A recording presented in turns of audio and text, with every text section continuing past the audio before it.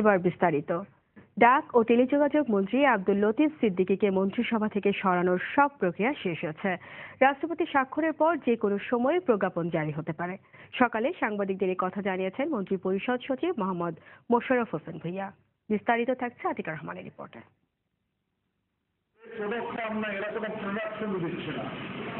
শুধু ডিডাকশন করতেছে, শুধু খাচ্ছে, দেশের টাকা নিয়ে দিয়ে।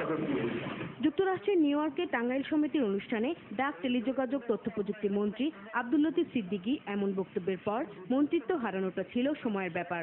জাতিসংঘ সাধারণ অধিবেশনে যোগদান শেষে দেশে ফিরে সাংবাদিক সম্মেলনে প্রধানমন্ত্রীও তেমনই ইঙ্গিত দিয়েছিলেন। একজন মন্ত্রীকে বিদায় দিতে হলে কতগুলি নিয়ম মানতে হয়। প্রধানমন্ত্রী এমন বক্তব্যের পর পবিত্র হজ পালন শেষে শুক্রবার দেশে ফিরে শনিবারই অফিসে আসেন মন্ত্রিপরিষদ সচিব। জানান, অপসারণে প্রজ্ঞাপন প্রকাশের জন্য প্রস্তুতি শেষ করেছেন তারা। এখন কেবল রাষ্ট্রপতির সইয়ের অপেক্ষা। মাননীয় প্রধানমন্ত্রী রাষ্ট্রপতির কাছে সুপারিশ করতে পারেন তাকে দায়িত্ব থেকে অব্যাহতি দেওয়ার জন্য। মন্ত্রী পদ থেকে এটাকে সংবিধানে বলা আছে নিয়োগের অবসান। মাননীয় প্রধানমন্ত্রী আমাকে বলবেন, আমি একটু সামারি তৈরি করবো, সই করবো, মাননীয় প্রধানমন্ত্রী সই করবেন, মহামান্য রাষ্ট্রপতি সই করবেন, তারপর প্রজ্ঞাপন জারি করবো। গেল 28 সেপ্টেম্বর নিউ ইয়র্কে এক অনুষ্ঠানে আব্দুল লতিফ সিদ্দিকী হজ, তাবলিগ ও প্রধানমন্ত্রীর ছেলে সজীব ওয়াজেদ জয়কে নিয়ে বক্তব্য দেওয়ার পর থেকেই দেশে বিদেশে সমালোচনার ঝড় ওঠে। আতিকা রহমান, RTV, ঢাকা। হজ ও তাবলিগ জামাত নিয়ে লতিফ সিদ্দিকীর বিতর্কিত বক্তব্যের জন্য পরিবারের পক্ষ থেকে ক্ষমা চাইলেন তার ছোট ভাই কাদের সিদ্দিকী। একই সঙ্গে বড় ভাইকে নিঃশর্ত ক্ষমা চাওয়ার আহ্বানও জানান তিনি। নাজির ফরাইজির রিপোর্ট।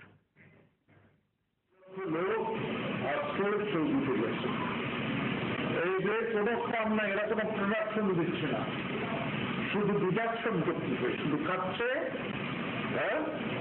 দেশের টাকা নিয়ে দিয়ে। গেল 29 সেপ্টেম্বর মার্কিন যুক্তরাষ্ট্র সফরে গিয়ে ইসলামের অন্যতম স্তম্ভ হজ, তাবলিগ জামায়াত ও প্রধানমন্ত্রী পুত্র সজীব ওয়াজেদ জয়কে নিয়ে এমন মন্তব্য করেন ডাক, টেলিযোগাযোগ ও তথ্য প্রযুক্তি মন্ত্রী আব্দুল লতিফ সিদ্দিকী। তার এমন বক্তব্যে দেশে বিদেশে প্রতিবাদের ঝড় ওঠে। সংবাদ সম্মেলনে বড় ভাইয়ের এমন বক্তব্যের বিষয়ে নিজের, পরিবারের ও দলের অবস্থান তুলে ধরেন ছোট ভাই কৃষক শ্রমিক জনতা লীগের সভাপতি কাদের সিদ্দিকী। আওয়ামী লীগের লতিফ সিদ্দিকী আমার কেউ না, মন্ত্রী লতিফ সিদ্দিকী আমার কেউ না, কিন্তু আল্লাহ প্রদত্ত সম্পর্কে আমি তার ভাই। নিউ ইয়র্কে হজ সম্পর্কে যে বক্তব্য দিয়েছেন তাতে জাতি মর্মাহত, মুসলিম সম্প্রদায় ব্যতীত আমরা সমপরিমাণ মর্মাহত। পরিবারের সদস্য হিসাবে আমি আল্লাহর কাছে ক্ষমা প্রার্থনা করার জন্য এখানে এসেছি। দেশের মানুষের ধর্মীয় অনুভূতিতে যে আঘাত লেগেছে তার জন্য ক্ষমা প্রার্থনা করার জন্য আমি এসেছি। লতিফ সিদ্দিকীকে ক্ষমা চাওয়ার আহ্বান জানান তিনি। হে আল্লাহ, দয়াময়, আপনি দয়া করে আমার বড় ভাইকেও ক্ষমা চাইবার শক্তি, আমার বড় ভাইকে আপনি হেদায়েত করুন, হেদায়েত করুন, তাকে ক্ষমা করেন। যদি তিনি ক্ষমা প্রার্থনা না করেন, তিনি যদি অটল থাকেন, তার আইনানুগ বিচার হবে, যা হবার তাই হবে। এতে পরিবারের সদস্যরা ছাড়াও কৃষক শ্রমিক জনতা লীগের নেতারা উপস্থিত ছিলেন। আল্লাহ, তুমি তাকে হেদায়েত করো, তাকে সুমতি দাও। নাজিব ফরাইজি, RTV, ঢাকা। 2030 সালের মধ্যে নৌবাহিনীকে দক্ষ, আধুনিক ও ভারসাম্যপূর্ণ ত্রিমাত্রিক বাহিনীতে পরিণত করতে সরকার স্বল্প ও দীর্ঘমেয়াদী পরিকল্পনা নিয়েছে বলে জানালেন প্রধানমন্ত্রী শেখ হাসিনা।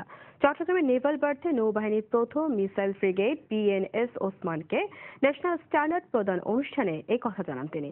চট্টগ্রাম থেকে কাজী মঞ্জুর ইসলামের রিপোর্ট, জানাচ্ছেন রাজীব খান। প্রায় 25 বছর ধরে আন্তর্জাতিক পরিমণ্ডল সহ দেশের জলসীমায় সফল দায়িত্ব পালনের স্বীকৃতি হিসেবে BNS ওসমানকে ন্যাশনাল স্ট্যান্ডার্ড অ্যাওয়ার্ড দেন প্রধানমন্ত্রী। পরে তিনি বলেন, 2030 সালের মধ্যে দক্ষ, আধুনিক ও ভারসাম্যপূর্ণ ত্রিমাত্রিক বাহিনীতে পরিণত করতে সরকার ইতিমধ্যে 16টি জাহাজ, 2টি হেলিকপ্টার ও 2টি মেরিটাইম পেট্রোল এয়ারক্রাফট নৌবাহিনীতে সংযুক্ত করেছে। এছাড়া 2টি অত্যাধুনিক করভেট চীনে নির্মাণাধীন রয়েছে বলেও জানান প্রধানমন্ত্রী। বাংলাদেশের ভূখণ্ডে প্রায় সমপরিমাণ সমুদ্র এলাকা এবং এই সম্পদের উপর দেশের দাবি প্রতিষ্ঠিত হয়েছে। এই সম্পদ আহরণ এবং আর্থসামাজিক উন্নয়নের কাজে লাগানো, সমুদ্র এলাকার সর্বোত্তম ব্যবহার, নানা ধরনের পরিকল্পনা আমরা গ্রহণ করেছি। পটুয়াখালীর রামনাবাদে সাবমেরিন বাতিং ও এভিয়েশন সুবিধা নিয়ে নৌবাহিনীর সবচেয়ে বড় নৌঘাটির কার্যক্রম শুরুর কথাও জানান প্রধানমন্ত্রী। সমুদ্র সীমায় সম্পদের উপর বাংলাদেশের দাবি প্রতিষ্ঠিত হয়েছে জানিয়ে বলেন, সম্পদ আহরণ সহ সমুদ্র এলাকায় সর্বোত্তম ব্যবহার নিশ্চিত করার পদক্ষেপ নিয়েছে সরকার। যুদ্ধমর বৃদ্ধির পাশাপাশি আমরা নৌবাহিনীর নিজস্ব বিমান ঘাঁটি সহ অন্যান্য প্রয়োজনীয় অবকাঠামো বৃদ্ধির পদক্ষেপও নিয়েছি। সাবমেরিনের জন্য সাবমেরিন ঘাঁটি অবকাঠামো গঠনের বিষয়টি প্রক্রিয়াধীন রয়েছে। নৌবাহিনীতে যুদ্ধবহর বাড়ানোর পাশাপাশি বাহিনীর নিজস্ব বিমান ঘাঁটি সহ অবকাঠামো বাড়ানোর পদক্ষেপ নেওয়ার কথা উল্লেখ করেন তিনি। সম্পদ আহরণ, নিরাপদ বাণিজ্য নিশ্চিতে সমুদ্র এলাকার অনুকূল পরিস্থিতি নিশ্চিত ও নিরাপত্তা বিধান একান্তভাবে অপরিহার্য। এই লক্ষ্যে নৌবাহিনীকে গুরুত্বপূর্ণ দায়িত্ব পালন করতে হবে। দেশের জলসীমায় সার্বভৌমত্ব রক্ষা সহ সমুদ্র সম্পদের নিরাপত্তা নিশ্চিত করতে সর্বোচ্চ দেশপ্রেম নিয়ে কাজ করতে নৌবাহিনীর সদস্যদের প্রতি আহ্বান জানান প্রধানমন্ত্রী শেখ হাসিনা।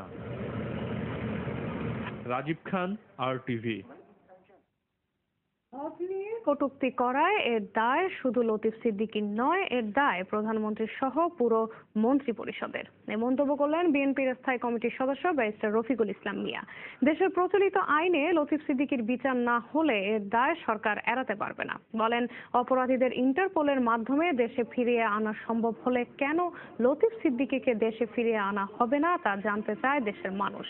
আর বিএনপির যুগ্ম মহাসচিব রুহুল কবির রিজভী বলেন, দেশের স্বস্তি, শান্তি আর গণতন্ত্র রক্ষায় অবিলম্বে নতুন নির্বাচন দিতে হবে। আলাদা অনুষ্ঠানে তারা এসব কথা বলেন। শেখ হাসিনাই শুধু দেশবাসী বা দেশের জন্য নয়, আওয়ামী লীগের মতো একটি পুরাতন দলের জন্য অভিশাপ হয়ে দেখা দিয়েছেন। এই মুহূর্তে তার পদত্যাগের মধ্যে দিয়েই দেশে স্বস্তি, শান্তি, গণতন্ত্র এবং সকল দলের অংশগ্রহণে একটি অবাধ ও সুষ্ঠু নির্বাচন নিশ্চিত করা সম্ভব হবে। লতিফ সিদ্দিকের বক্তব্য ইন্ডিভিজুয়াল লতিফ সিদ্দিকের বক্তব্য নয়, এই বক্তব্য মন্ত্রিসভার উদ্দেশ্য। যতক্ষণ পর্যন্ত না মন্ত্রিসভা এটাকে কন্ডেম করেন, দেশের প্রচলিত আইন অনুসারে ব্যবস্থা গ্রহণ করেন। মাননীয় প্রধানমন্ত্রী থেকে শুরু করে এন্টায়ার ক্যাবিনেটকে তার দায়িত্ব বহন করতে হবে।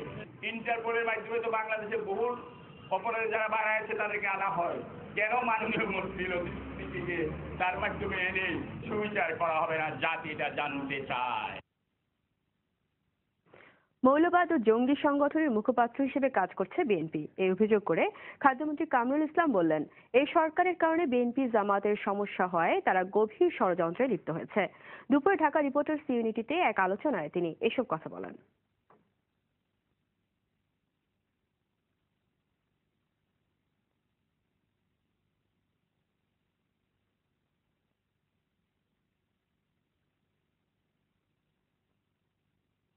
থাকলে, ক্ষমতায় থাকলে তাদের অসুবিধা, তাই এই সরকারের বিরুদ্ধে এত সোচ্চার তারা, এত কথাবার্তা থাকে। তাদের মুখপাত্র হিসেবে আজকে ফখরুল ইসলাম আলমগীর বলেন বা বিএনপির নেতৃবৃন্দ খালেদা জিয়া বলেন, ওদের মুখপাত্র হিসেবে আজকে তাদের কথা, তিনি কথাবার্তা বলেন, সরকার উৎখাতের কথা বলেন, সরকারের পতনের কথা বলেন, মধ্যবর্তী নির্বাচনের কথা বলেন। যেই কথাগুলো বলেন, সরকারের বিরুদ্ধে যে বিষোদ্গার, এই বিষোদ্গার ওই জঙ্গিবাদ, তালেবান, ওই মৌলবাদী শক্তির মুখপাত্র হিসেবেই তাদের কথাবার্তা, তাদের উচ্চারণ। ঘূর্ণিঝড় হুদহুদ বাংলাদেশ উপকূলে আঘাত হানার সম্ভাবনা নেই, এই কথা জানিয়ে আবহাওয়াবিদ বললেন, আগামীকাল সকাল থেকে দুপুরের মধ্যে ঘূর্ণিঝড়টি ভারতের উড়িষ্যা ও অন্ধ্রপ্রদেশ উপকূল অতিক্রম করতে পারে। তবে বাংলাদেশ উপকূলে আঘাত না হানলেও সম্ভাব্য ক্ষতি মোকাবেলায় ব্যবস্থা নেওয়া হয়েছে। আগামীকাল সকাল থেকে দুপুরের মধ্যে এটা ভারতের উড়িষ্যা অন্ধ্র উপকূল অতিক্রম করবে। বাংলাদেশ থেকে মংলা সমুদ্র বন্দর থেকে 850 কিলোমিটার দক্ষিণে অবস্থান করছে। তো এটার কোনো পরিবর্তন, ডিরেকশন পরিবর্তন করার সম্ভাবনা এখনো কোনো নেই এবং এটা বাংলাদেশে আসার এখনো কোনো সম্ভাবনা নেই। বাংলাদেশে যেসব সমস্যা হতে পারে সেটা আমরা আগে থেকেই ব্যবস্থা নিচ্ছি। গভর্নমেন্ট এগুলো থেকে অ্যাওয়ার্ড আছে যে সে কিভাবে এটাকে মোকাবিলা করবে। এই অ্যাওয়ারনেসটা আমাদেরকে, এটা স্ট্যান্ডিং অর্ডার আছে, সেই অর্ডার অনুসারে তারা কাজ করতে। ঈদের ছুটি শেষে জীবন জীবিকার তাগিদে রাজধানীতে ফিরছেন লাখো মানুষ। রেল স্টেশন, বাস ও লঞ্চ টার্মিনালগুলোতে ঢাকায় ফেরা মানুষের ভিড় কয়েকদিনের তুলনায় অনেক বেশি। তবে সীমাহীন দুর্ভোগ ঈদের আনন্দকে অনেকটাই ম্লান করে দিয়েছে। রুহুল আমিনের তোলা ছবিতে রিপোর্ট করছেন জাহিদ রহমান।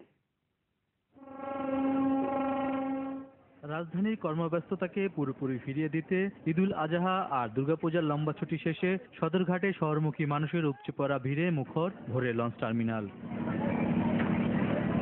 তবে ফিরতি পথেও যেন কষ্টের সীমা নেই। ছাদে আসছি, আমি জায়গা পাই না, তারপর পিছনে আমার বন্ধু ছিল, ভাড়া নিয়েছে ডবল, কিলো করছে, ছাদে উঠছে, পাশে বাথরুমে যাওয়ার কোনো জায়গা ছিল না। নামাই দিচ্ছে নামাই নামতে পারি না, জায়গা নাই।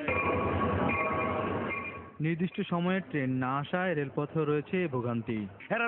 গাড়ি কই আছে, লাউই করে না কোনো স্টেশনের মাস্টার টিকিট দিয়া কইছে ভাই 2 ঘন্টা পর আইতেছে গাড়ি। আমরা জনগণের কি উপায়?